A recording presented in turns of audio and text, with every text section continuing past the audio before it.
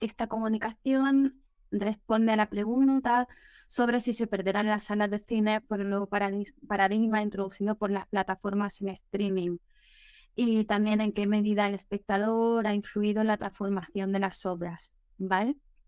Bueno, básicamente esta comunicación trata sobre una aproximación a la historia, la evolución y las tendencias de las salas de cine en Andalucía y apuntando al final algunos motivos de los declives de las salas que no tienen nada que ver con el tema del streaming, ¿vale?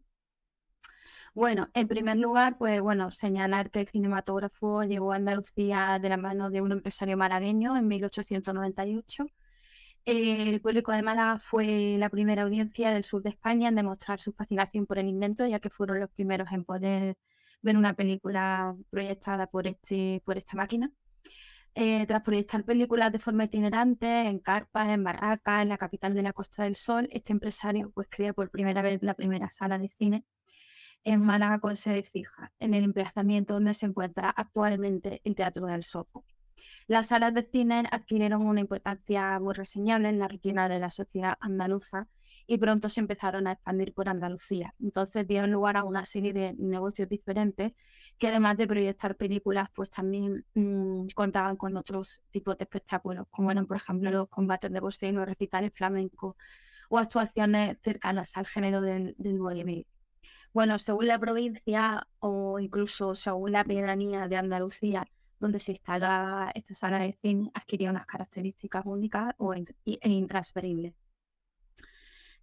Por ejemplo, tenemos, ahora lo vamos a explicar mejor, pero creo que el ejemplo más representativo es la sala de Ruta de Cádiz, junto a la base militar, en la que los espectadores podían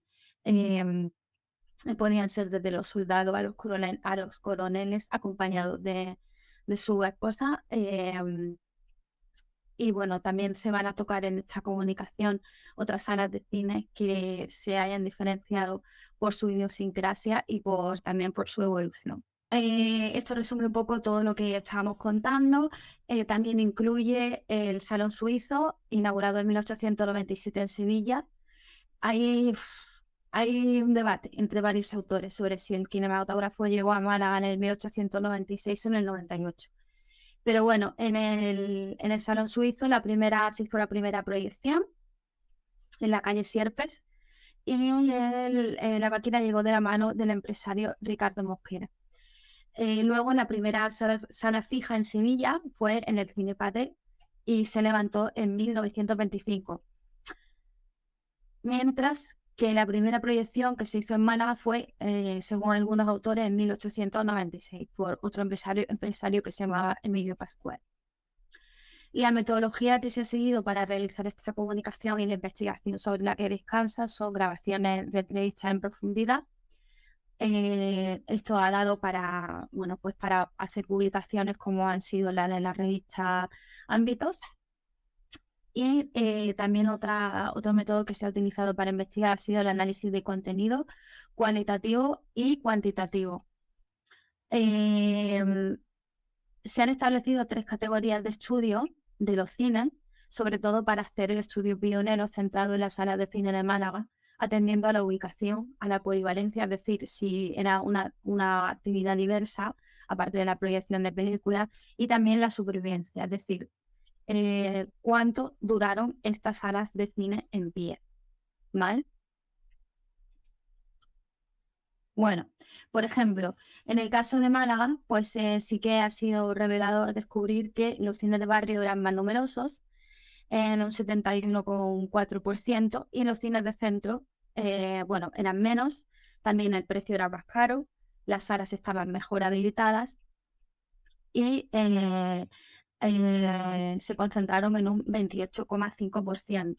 Esto también se repite en otras ciudades de Andalucía de una forma similar, como es, por ejemplo, Sevilla, o como es, por ejemplo, Córdoba, aunque es verdad que otras ciudades de Andalucía que han tenido eh, tanta repercusión con respecto a temas culturales, pues no están tan diferenciadas esta diferencia de ubicación. Bueno, la distribución de las salas de cine, por ejemplo, en la provincia de Málaga, la hemos podido hacer atendiendo a la demarcación geográfica de los barrios. Así, se han diferenciado las salas del centro histórico con características diferentes, como hemos dicho, tanto de arquitectura, ornamentación, precio de la entrada, cuidado de las salas y proyección de películas de estreno. Aquí se concentran un 28,5% de las salas de cine y luego el resto repartidas en los barrios. Así en los barrios pues tenemos el barrio de la Merced, que antiguamente era un barrio diferente al centro histórico. Se concentraron el 9,5% de los cines. El ensanche del centro, limítrofe también con el centro histórico. Ahí se concentraron un 14% de los cines. Los cines del barrio del Puerto, con un 4,5%. Otros cines concentrados en el barrio de la Trinidad, con un 9,5%. Otros en el barrio de la Goleta, 4,5%. Otros en el Percher Sur, un 4,5% también. Cristo de la Epidemia, 4,5%. Calle Mármoles, a todo el barrio alrededor de Calle Mármoles, 9,5%. Y el barrio Capuchino con un 4,5%.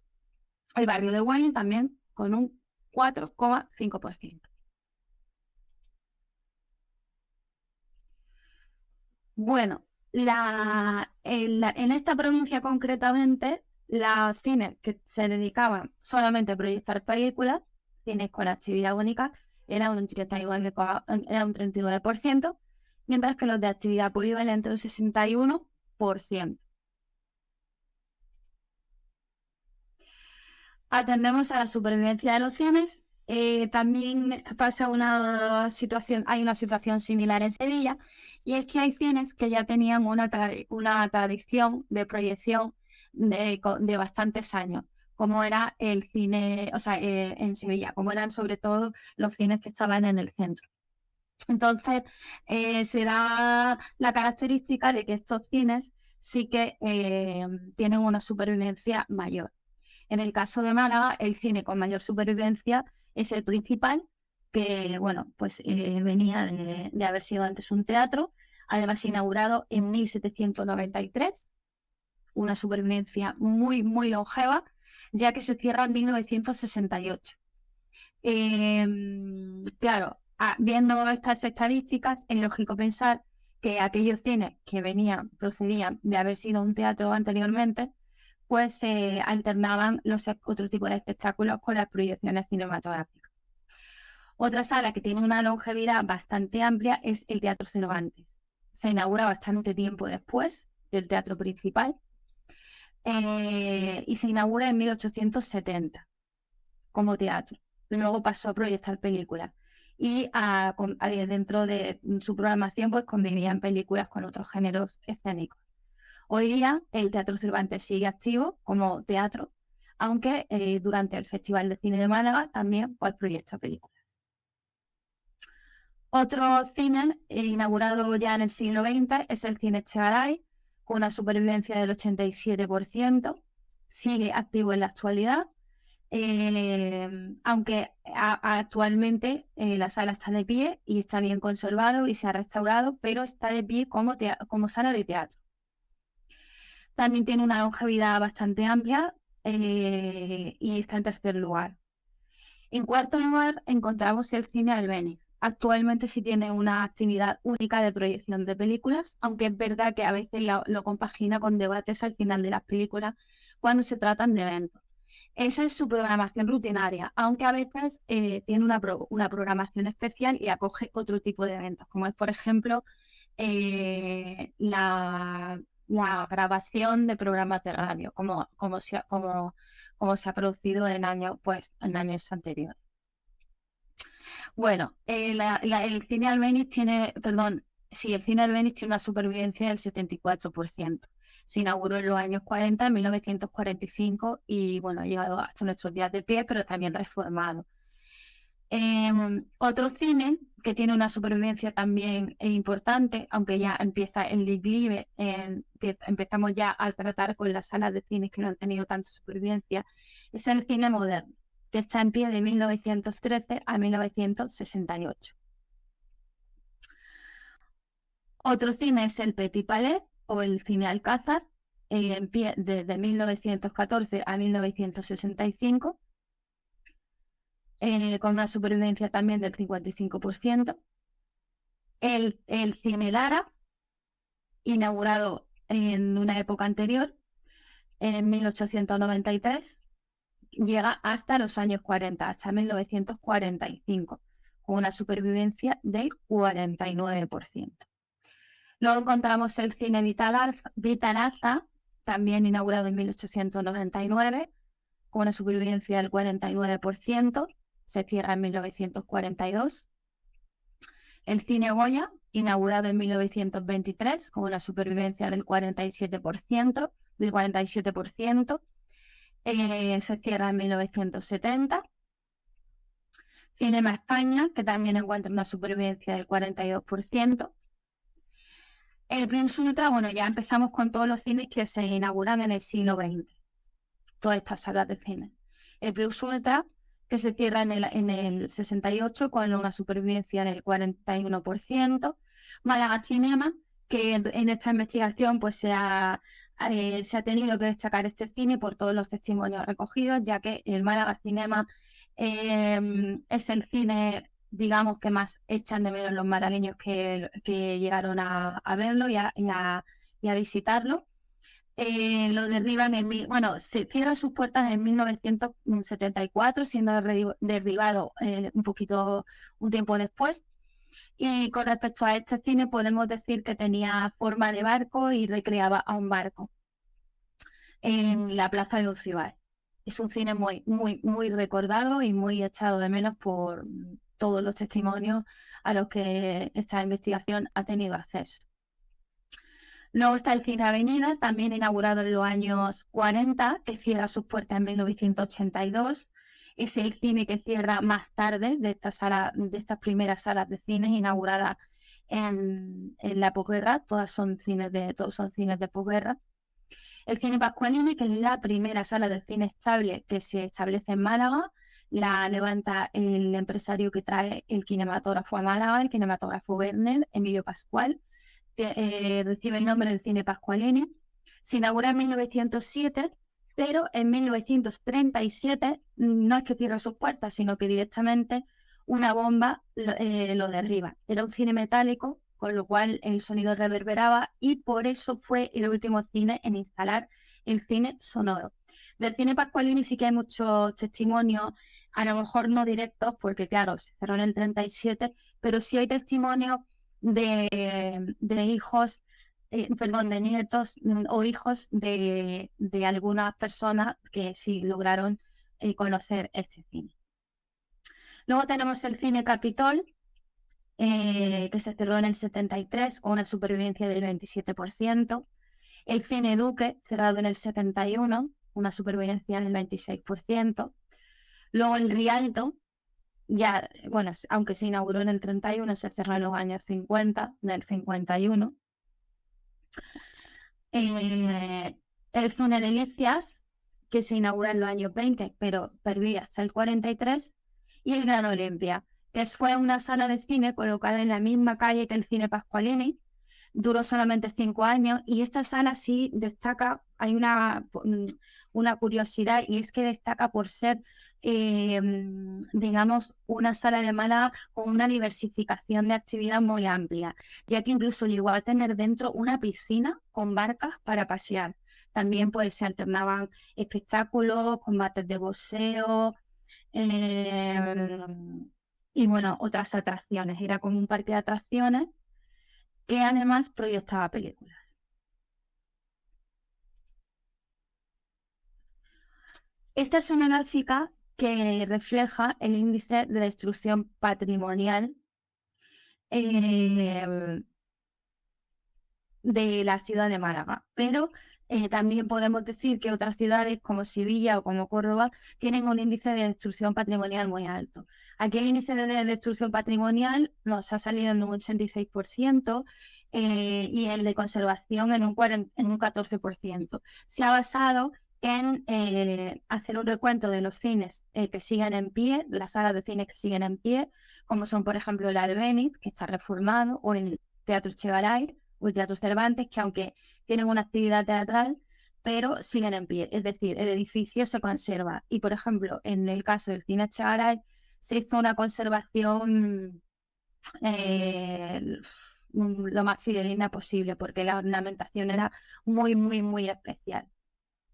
En ciudades como Sevilla, pues pasa lo mismo, que el índice de destrucción patrimonial y cultural es bastante alto.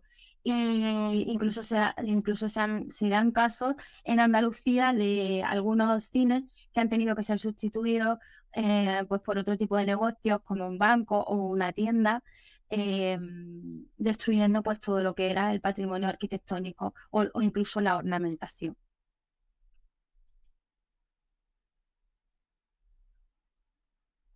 Bueno.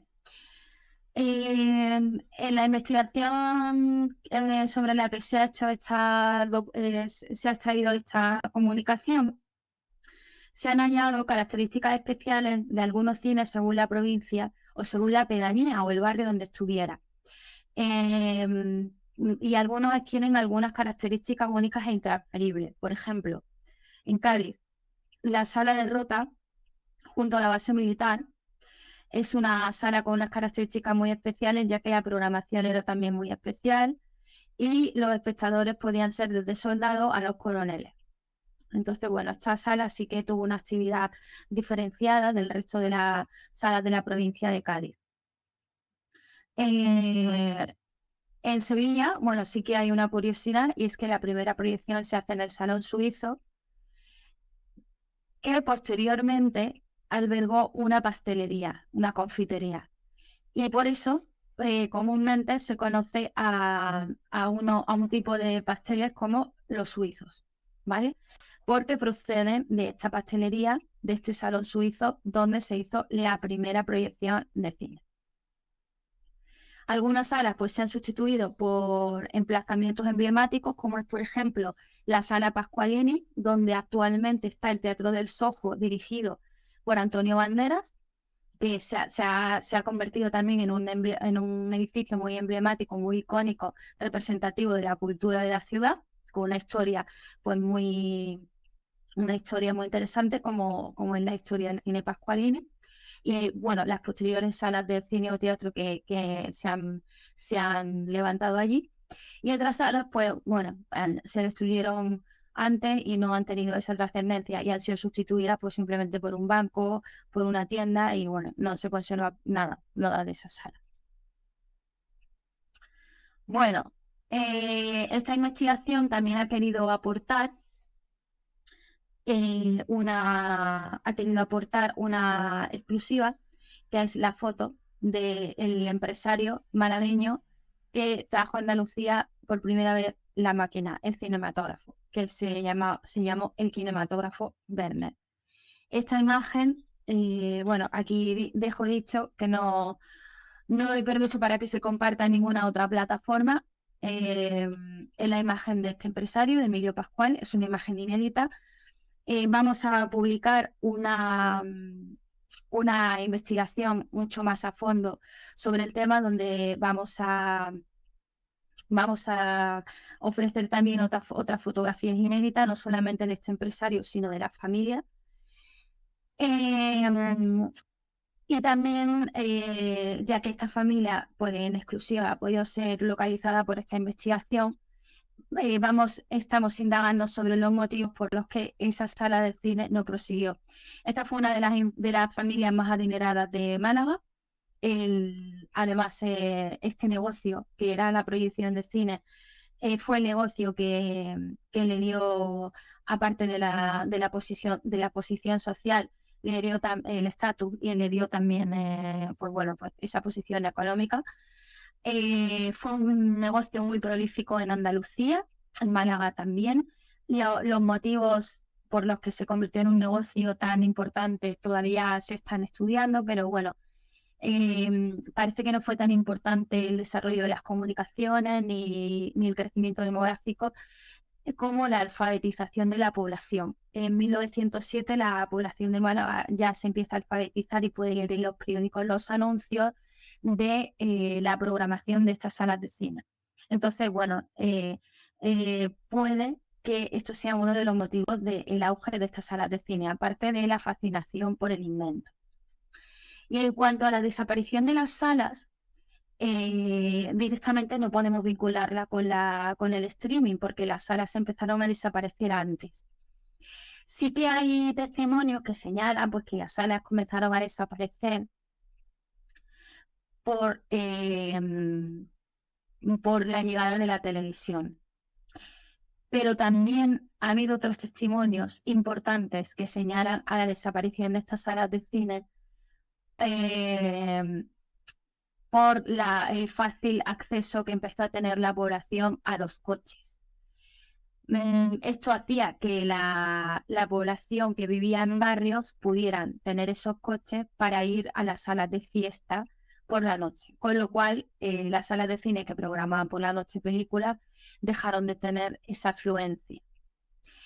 Pero queremos también en esta comunicación hacer referencia a la desaparición de los cines también por un motivo de desigualdad de género, por un testimonio de la familia de Emilio Pascual, que nos comenta que el cine lo podían haber heredado las hijas de este hombre, pero como en la época no estaba bien visto, ni era frecuente que una mujer se hiciera cargo del negocio, y mucho menos de un negocio familiar de tanta trayectoria, pues directamente no se pensó en ninguna de las hijas de este hombre para seguir con el negocio. Es decir, que las salas de cine desaparecieron por motivos que no están tan vinculados al streaming. Bueno, en Málaga y en Andalucía hay otras salas de cine, en Córdoba, en la que también pues, se hace referencia a estos motivos, a motivos de, pues eso, pues que no podían seguir con el negocio otros descendientes de los empresarios, que eran mujeres. Bueno, pues hasta aquí ha llegado esta comunicación. Muchas gracias al Congreso Hermes por dejarnos participar y esperamos vernos pronto con otra comunicación.